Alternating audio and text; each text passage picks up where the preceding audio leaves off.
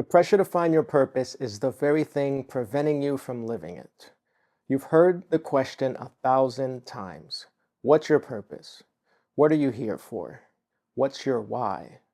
Graduation speeches, self-help books, leadership retreats, Instagram captions. The assumption underneath the question is that purpose is something you locate, like a destination on a map you haven't unfolded yet. If you haven't found it, you're behind. If you can't articulate it in one sentence, you're unfocused.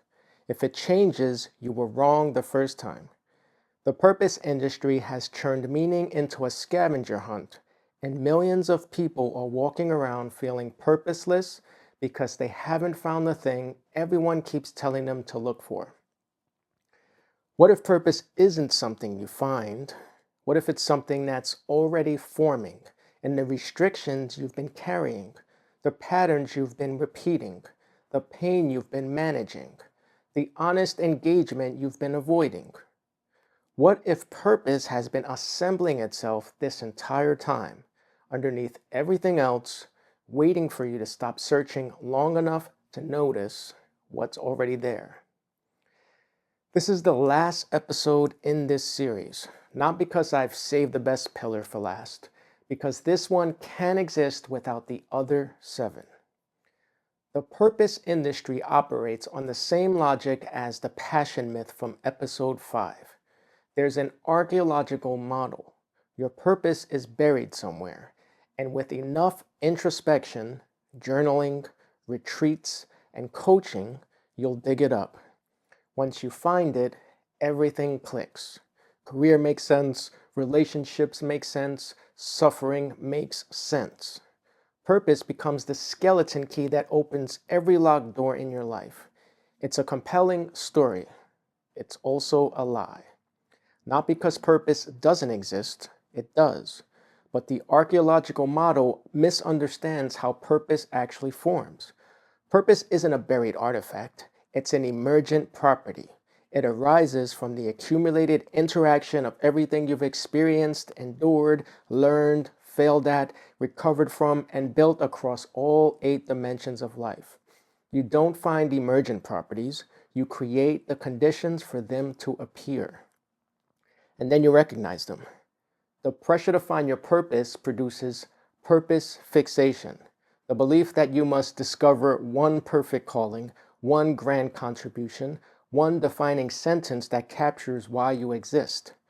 Purpose fixation is the purpose pillar's version of career tunnel syndrome from the professional pillar. It collapses an entire dimension of human experience into a single point and then demands that single point carry the weight of meaning for your whole life. That's not purpose. That's a performance of purpose, and it produces the same result as every other performance we've talked about in this series. Exhaustion, shame, and the quiet feeling that you're failing at something everyone else seems to have figured out. Let me trace what's happened across this series. Episode 1, the physical pillar, a body designed to deteriorate, and a $5 trillion industry producing shame about the fact that it does. Episode 2, the mental pillar, an inner critic installed by someone else before your brain had the architecture to evaluate what was being installed. Episode 3, the emotional pillar, the gap between the emotion you perform and the emotion you carry, training that started before language. Episode 4, the spiritual pillar, curses from Genesis never lifted, the prohibition installed before the capacity to evaluate prohibitions.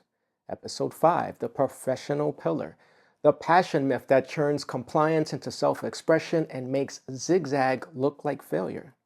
Episode 6, the relational pillar, the people closest to you as the architects of code you never consented to, and the wall built for survival becoming the barrier to connection.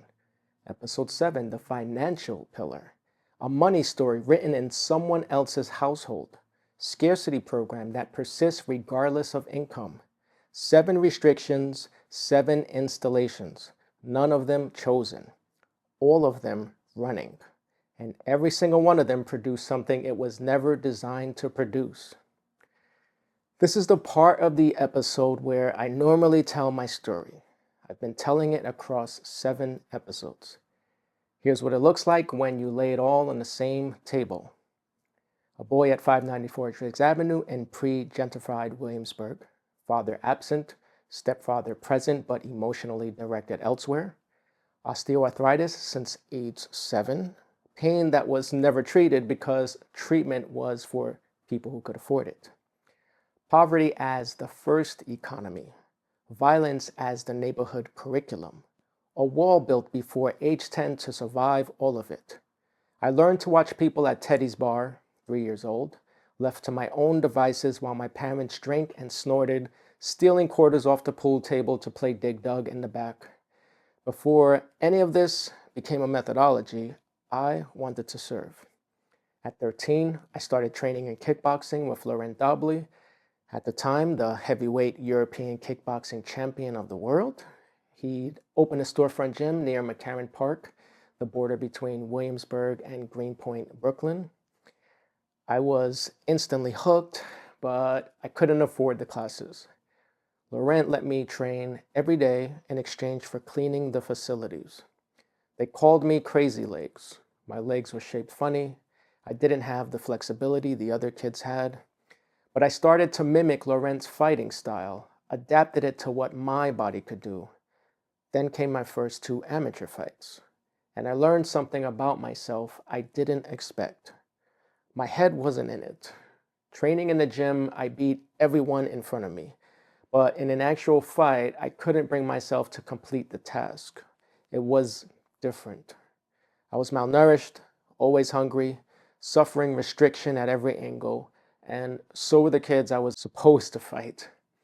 I looked across the ring at someone going through the same circumstances I was going through, and I couldn't bring myself to use everything I learned against them. We weren't training anymore. This was real. Even then at 13, I didn't want to contribute to someone else's misfortune. I was not a fighter, not by sport.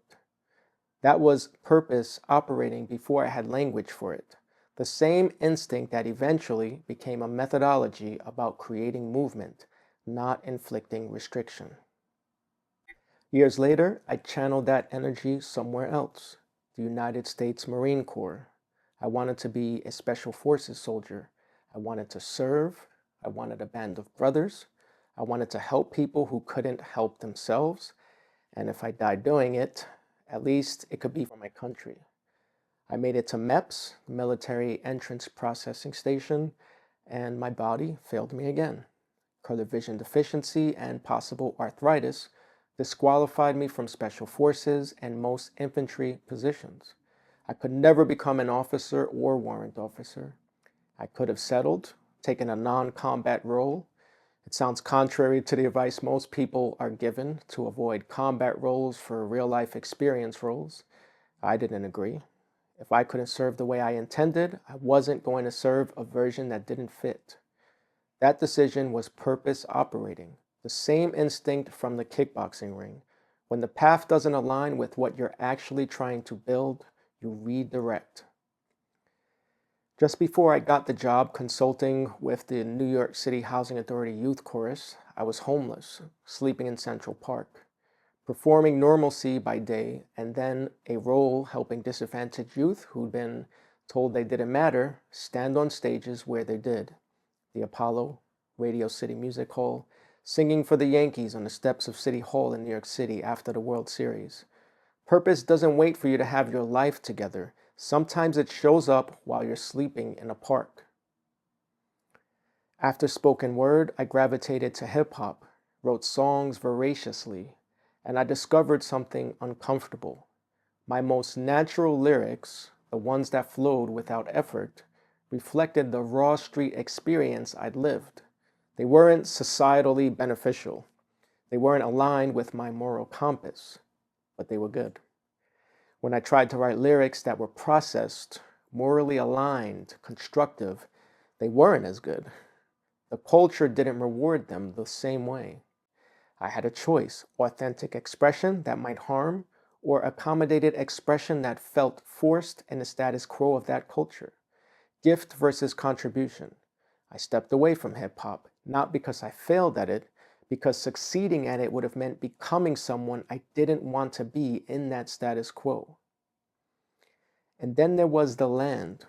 I bought property in California with a vision: syntropic agroforestry, permaculture, mobility seminars, the kind of densely planted, drought and fire resistant food forest that could feed a community and restore the ecosystem while teaching people how to move better.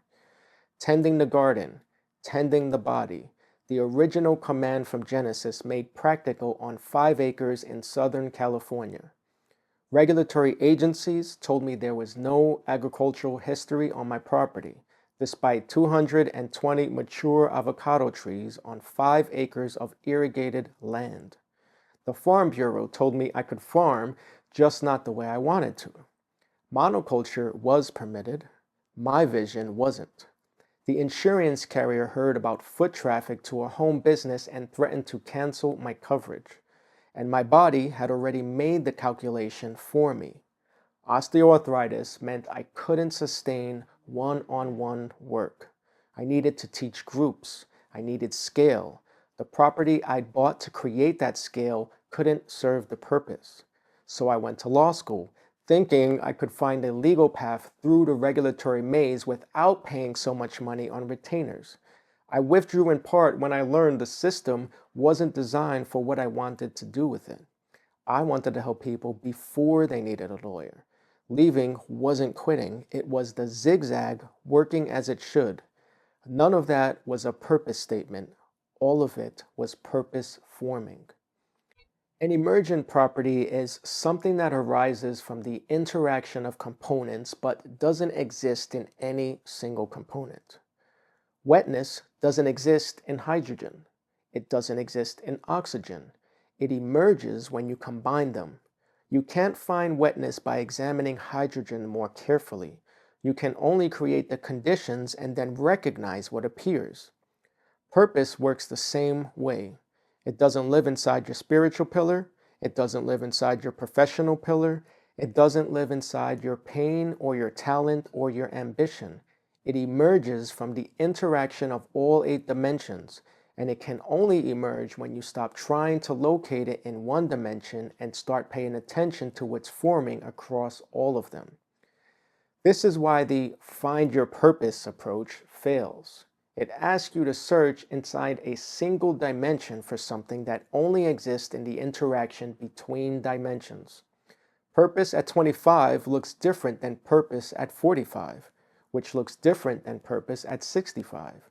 The purpose industry treats this as instability, evidence that you picked wrong the first time. The Synovial space framework treats it as evolution. As your capacity changes, your contribution changes. As restrictions shift, some resolving, others arriving, the emergent property they produce shifts with them. Purpose isn't a destination you reach. It's a process of continual alignment between your deepest values and how you show up in the world. The Genesis paradox from episode 4 was a prohibition installed before the capacity to evaluate prohibitions. The purpose pillar has its own paradox, but it's not the one the purpose industry talks about. The industry's paradox is you're searching too hard, and the searching prevents the finding. That's not my story. My story is worse. I found it. Commercial real estate, retail leasing. A major brokerage brought me on to develop retail leasing across an underserved market. I believed I could transform overlooked corridors by attracting national change to areas that had been ignored. I had the vision, I had the work ethic. Within 1 month of street level prospecting, no phone numbers provided, no support, no resources except what I'd built across the zigzag, I had $1 million pipeline. That was purpose. I could feel it. The skills from Guardian Life, from Regis, from Denahan, from the library, they were all converging in one role for the first time. Everything I'd accumulated was being used. The constellation was producing something. and it was stripped from me. The firm reneged on commitments. My supervisor took over my second largest lead. A property owner who controlled entire blocks loved my tenacity, but my supervisor stepped in and she found him condescending and flashy. She stopped wanting to do business with the firm entirely. Years later, that supervisor called to apologize. By then, it didn't matter. I ran out of money, life savings spent building a business inside a firm that didn't hold up its end. And I couldn't afford to start over at another brokerage. Commercial real estate requires runway, and mine was gone. I had to pivot into the next available income source. I dabbled quickly in a local residential real estate firm near my primary residence and closed a couple of deals before I was faced with the reality that it was time to move on. I did not like residential real estate. I tried that position which didn't fit, the role that didn't use what I'd built and spent so much effort on. Survival, not strategy. The purpose industry doesn't talk to people like me. It talks to people who haven't found it yet. It doesn't have language for the person who found it, was building it, and had it taken, not by their own failure, but by institutional sabotage and financial necessity. That's a different kind of grief. You're not lost. You know exactly where you're supposed to be. You just can't get back there. And here's what I didn't expect. What I built afterwards, out of necessity, out of roles that didn't fit, out of the naive, unshakable resilience that kept me investing in capacity when the numbers said stop, turned out to contain something the commercial real estate career never would have produced on its own. The methodology didn't come from finding purpose. It came from losing it again and again and again, and discovering what grew in the space where it used to be. If the brokerage had honored its commitments, if my supervisor hadn't stolen my lead, if the money had held out 6 more months, I'd be closing retail leases in Brooklyn right now, and the business corridors in my specialized areas would look totally different than they do today. I'd be that good at it. I'd be successful, and the Synovial space framework would not exist. My book would not exist. This series would not exist. The diagnostic, the foundation course, the methodology that helps people create movement within restriction. None of it. That's the real paradox. Not that searching prevents finding, that losing the thing you found can produce something the thing itself never could. I'm not grateful it was taken. I'm not reframing loss as gift. I have scars that remind me every day of that past agony. I'm telling you what happened afterward, and what happened afterward is observable. But some people know their purpose early and it works. Some do. Early clarity happens, usually, when a strong natural ability meets an available economic structure and a supportive environment. Those 3 factors aligning is rarer than the purpose industry admits. The early clarity model works for the people it works for. It produces shame in everyone else. But without a clear purpose, how do you make decisions? With honest data about where your restrictions actually are. The diagnostic maps your current state across all 8 pillars and shows where movement is available. You don't need a mission statement to start creating space. You need awareness of where the compression is. Purpose clarifies as you move, not before you move. Waiting for clarity before acting is the trap the purpose industry sets. But you clearly have a purpose now. This series is purpose. It is. And it's the product of 47 years of restriction, not 47 minutes of journaling. The methodology emerged because I engaged honestly with 7 dimensions of restriction over 3 decades. The purpose became visible after the engagement, not before it. This sounds like giving up on ambition. The opposite. The purpose search sends ambition chasing a feeling, the moment where everything clicks. The emergence model sends ambition into the actual work, engaging your restrictions, building capacity, accumulating experience across dimensions. One is a treasure hunt. The other is construction. Construction requires more ambition, not less. Doesn't everyone need a why? Everyone has a why. Most people just haven't assembled it yet because they've been told it should arrive as a revelation rather than form through accumulation. Purpose doesn't require a platform, recognition, or dramatic impact. It's raising your children, if you have one or some, with intention. It's showing up at work with integrity. It's the way you contribute that feels so natural you discount it.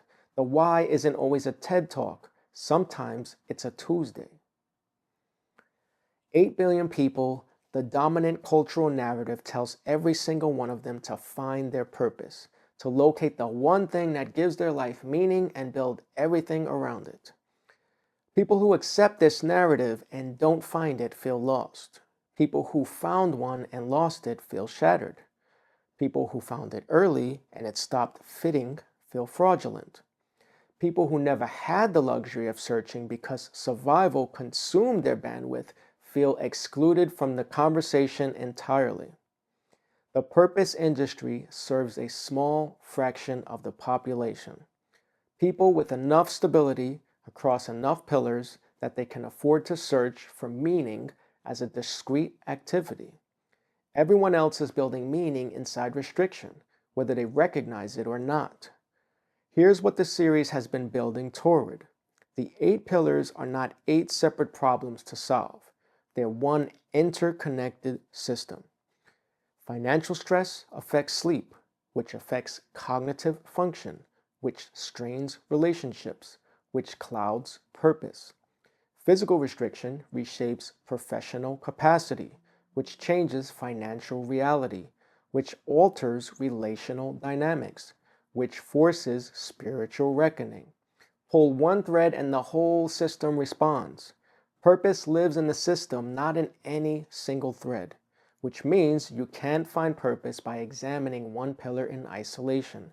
Purpose only becomes visible when you see how the pillars interact. The Synovial space methodology asks, which pillar, if engaged first, produces the largest ripple across the others? That's your entry point. Not because the other pillars don't matter, but because some doors open other doors. You start where the leverage is highest, knowing that every shift in one dimension reverberates through all 8. Purpose isn't the starting point. Movement is. And purpose reveals itself through accumulated movement across the system. Every episode in this series arrived at the same churn. The restriction, honestly engaged, produced something it was never designed to produce. The osteoarthritis gave me a body that understood restriction from the inside, and that understanding became the foundation of a methodology about creating movement within limitation. The absent father installed a relational template that made me an analyst of human connection. And that analytical capacity became the diagnostic engine of the Synovial space framework. The zigzag career built pattern recognition across industries, roles, and environments that a single path never could. And that pattern recognition produced the 8-pillar architecture. The financial scarcity of Williamsburg taught me that restriction operates every economic tier, and that insight became the framework's insistence that movement isn't about the number, but about the relationship to the number. The kickboxing ring at 13, a skill I chose not to deploy against kids carrying the same weight, produced the instinct that purpose means movement, not damage. Every restriction, every installation, every dimension of pain, converging into something none of them could have produced alone. The Synovial space methodology, the book, the diagnostic, the business, this series didn't emerge despite these restrictions. It emerged from them. Remove any single restriction and the methodology has a gap. Remove the osteoarthritis, and I don't understand movement within limitation. Remove the absent father, and I don't develop the relational diagnostic. Remove the zigzag career, and I don't have the pattern recognition that produced the 8-pillar framework. Remove the kickboxing ring, and I don't have the instinct that purpose means movement, not damage. Remove the MEPS disqualification at the Marine Corps, and I might have died in combat before any of this could form. Purpose is what emerges when restrictions honestly engage across all dimensions, converge into contribution. Not the contribution you planned, not the contribution someone told you to find, the contribution that could only come from the specific combination of restrictions you've carried. That's not motivational language. That's observable architecture. 8 episodes, 8 pillars, one principle running through all of them. Restriction, honestly engaged, is where movement lives. Not overcome, not eliminated, not transcended. Engaged. The difference matters. Overcoming suggests the restriction disappears. It doesn't. I still have osteoarthritis. The inner critic still runs. The relational wall still goes back up. The scarcity reflex still fires. None of them have been solved. All of them have been engaged. And the engagement, not the resolution, is what produced the methodology. I'm not a guru. I'm not a thought leader. I'm a man from Williamsburg, Brooklyn, with a degenerative joint condition, an absent father's relational template, a wall built before age 10, a zigzag career with 15 chapters, a marriage that required dismantling, 30 years of survival architecture, 2 daughters who slept on mattresses on the floor, and a law school withdrawal that taught me more about purpose than a JD ever could. I'm an accountability partner. Someone who has spent 47 years living inside restriction and built a framework for creating movement within it. Not because I transcended anything, but because I paid attention. Purpose doesn't require a platform, doesn't require a stage, doesn't require an audience. It requires honest engagement with what's actually happening in your life across all 8 dimensions, and the willingness to recognize what that engagement is producing. The pressure to find your purpose is the very thing preventing you from living it. Stop searching, start auditing. Map what your restrictions are. Engage them without performance. Pay attention to what forms at the intersection. Your restrictions are not obstacles to your purpose. Your restrictions, honestly engaged, are the raw material of your purpose. The specific combination of limitations you carry, the ones you didn't choose, the ones you can't undo, the ones that have shaped every dimension of your life, contains a contribution that only you can make. Not because you're special, because your combination of restrictions is specific, and specificity is where purpose lives. That's not the end of this conversation. That's where the real conversation begins. This is the last episode in this series. 8 pillars, my perspective, my restrictions, my engagement, your available methodology. If you've watched all 8 episodes, you've heard me say the same thing 8 different ways. The restriction you're carrying is not the thing standing between you and the life you want. The restriction, honestly engaged, is the material the life is built from. The book, Synovial Space, A Guide to Dynamic Living, maps all 8 dimensions and walks through the complete framework. The free diagnostic at h2pcollective.com maps where you actually are across all 8 pillars. It takes 15 minutes and you'll walk away with actionable data. Stop looking for your purpose. Start engaging your restrictions. What emerges might be the thing you've been searching for. Thank you for being here. This has been Pillar Work. I'm Raphael St. James.